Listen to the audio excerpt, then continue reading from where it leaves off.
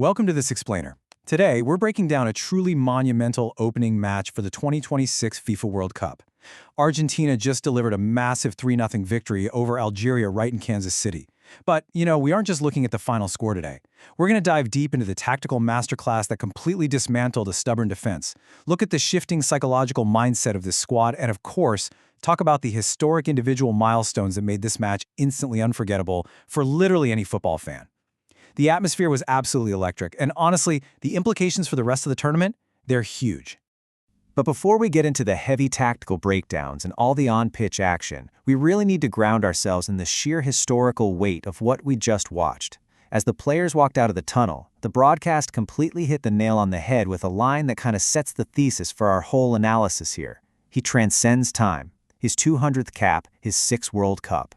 I mean, wow.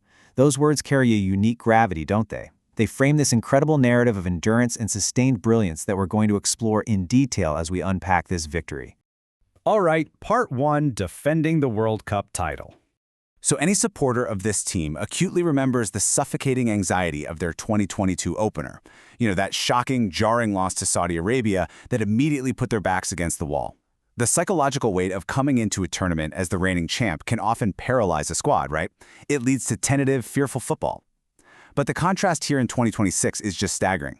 There was zero hesitation. The broadcast emphasized how they completely avoided that past pitfall. Instead of playing not to lose, they stepped onto the pitch with this ruthless, swaggering control. They were absolutely intent on imposing their will from the very opening whistle.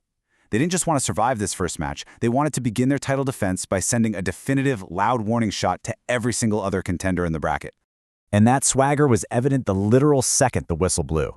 With Tero getting the very first touch to get things underway, Argentina immediately launched into a high-intensity, suffocating press. They didn't allow Algeria to settle into any sort of low block or find a foothold in the midfield at all.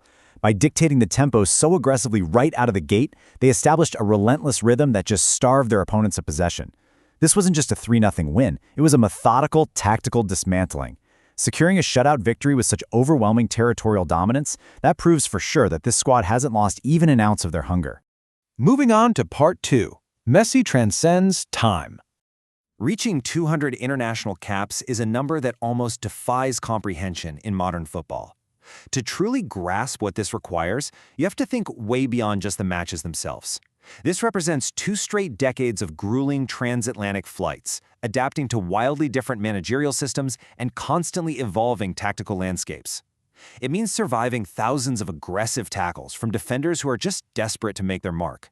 The physical toll of international duty is famous for shortening careers, yet here we are, witnessing a level of durability and mental fortitude that sets a completely new benchmark for what is actually possible in this sport. And that endurance stretches across a historic 6 World Cups. From his debut back in 2006 to this campaign in 2026, he has been a constant fixture on the sport's biggest stage. It's kind of fascinating to consider the generational gap at play here, right? I mean, he's now sharing the pitch with, and often outrunning, young prodigies who weren't even born when he played his first World Cup match. Maintaining elite game-changing form across 4-year cycles, each demanding a brutal qualification gauntlet, adds a really profound emotional weight to every single touch he has in this tournament. The broadcast accurately called his performance another majestic moment, and man, tactically it was a total masterclass in adapting to age. He isn't relying on the explosive end-to-end pace of his early 20s anymore. Instead, he's actively driving the attack by dropping slightly deeper into the half spaces, pulling center backs completely out of position, and dictating the entire offensive flow with pinpoint, piercing passes right through the lines. He demands the spotlight not through sheer speed, but through this unmatched cerebral understanding of the game's geometry. He just finds these pockets of space that simply shouldn't exist. Okay, let's jump to Part 3, breaking down the highlights. Now, the chronological progression of this match perfectly illustrates how to break down a deeply entrenched defense. Things didn't click instantaneously. There was definitely some early friction. We saw Messi making a sharp, penetrating run early on, only to be flagged for offside, which really showcased an Algerian defensive line that was initially holding its discipline quite well. But instead of getting frustrated, Argentina adjusted. They realized they needed to force the defense to step out, so they shifted to testing the keeper from distance. And wow, did this tactical pivot pay off massively. A powerful shot from range took a heavy, high deflection, completely wrong-footing the goalkeeper and guiding its way home. That broke the deadlock, opened up the pitch, and led to a far more chaotic, creative end to the match. The whole thing was capped off by a brilliantly inventive off-the-wall play from Mahrez that truly showcased the flair and unpredictability happening in the final third. But you gotta remember, the elegant goals and highlight reel moments, they're only possible because of the gritty, unglamorous work being done off the ball. Bentale was an absolute nightmare for the Algerian fullbacks, constantly slipping ahead, riding the defensive line, and angling for space. Those intelligent decoy runs stretched the defensive block, creating the exact passing lanes that the midfield exploited.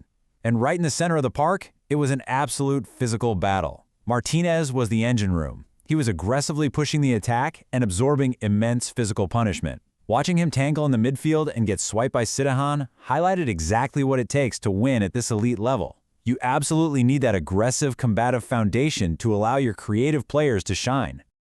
Finally, part 4, a record-breaking legacy. By securing his second goal of the night off that massive deflection, Messi officially cemented himself as the second leading scorer in the entire history of the FIFA World Cup. When you look at the legendary names he has now surpassed, icons who literally defined entire eras of the sport, the magnitude of this achievement is just staggering. He is now solely chasing the legendary Miroslav Klose for the #1 spot. To sit at #2 on the all-time scoring list for a tournament that has been the pinnacle of global sports for nearly a century, that is an achievement that fundamentally reshapes football history. The commentators captured the essence of this milestone perfectly, as the final whistle approached, stating that he is one of one, never to be replicated. Lionel Messi stands alone. But why does he stand alone? Well, it's because he is seamlessly integrating into a modern, intensely physical, high-pressing tactical system, while still maintaining that ethereal, match-winning magic he's had for 20 years. It's this crazy intersection of longevity, tactical evolution, and sheer natural talent that totally defies the standard physiological limits of an athlete. Which brings us to the ultimate question hovering over the rest of this tournament. Considering this flawless, tactically dominant opening victory, the way they emphatically banished the ghosts of their past slow starts, and the unprecedented record-breaking form of their captain, could this be the moment Argentina secures back-to-back glory? It's the question every tactician, rival, and fan will be heavily analyzing as the bracket unfolds.